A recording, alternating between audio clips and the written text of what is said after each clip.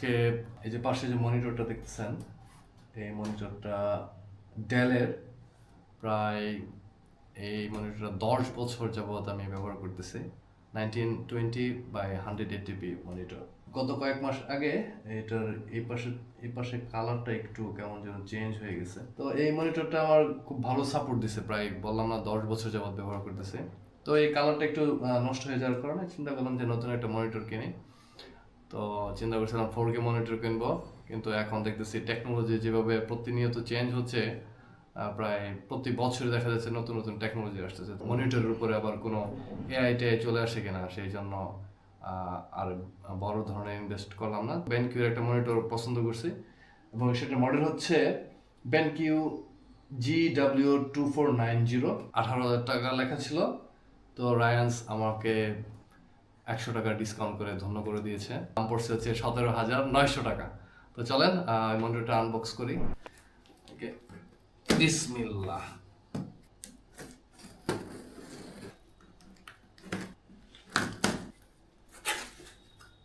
BenQ কি বলছে এটা?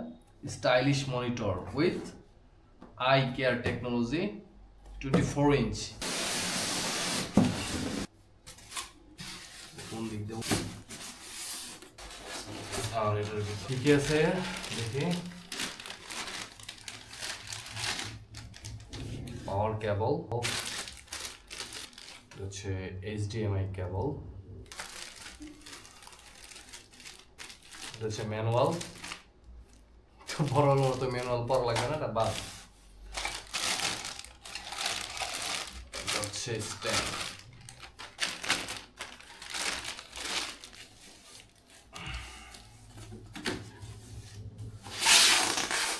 সিরিজ না ভাই, এটাতে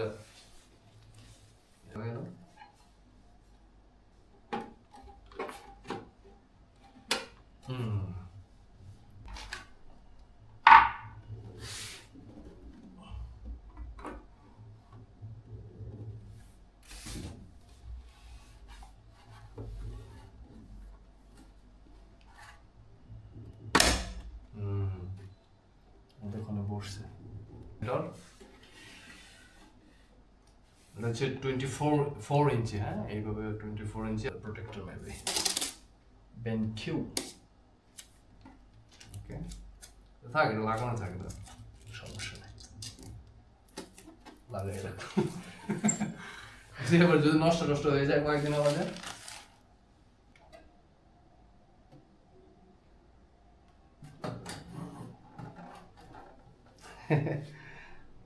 The 21 inch, 24 inch. Bismillah.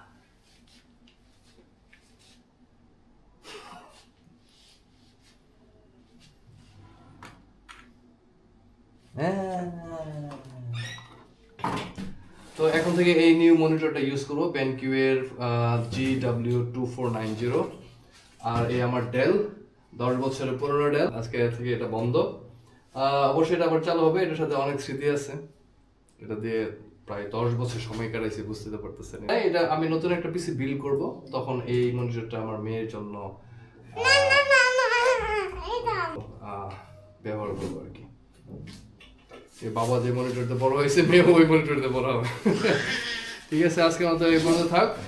আর এই মনিটরটা আমি কয়েক বছর ব্যবহার করব, যদি খুব ভালো সার্ভিস দেয় অবশ্যই আমি আপনাদেরকে বলবো, এটা রিভিউ দিব যেটা আসলে কেমন পারফরমেন্স দিচ্ছে। আর ডেলের কথা যদি বলি, ডেল নর্মাল ইউজিং এর জন্য মানে এটা বেস্ট বলবো। আমার কি বলবো, বুঝতে তো পারছেন, 10 বছর যেহেতু একটা মনিটর চলছে, তার মানে এটা পারফরমেন্সের কথা তো আর বলতে হয়।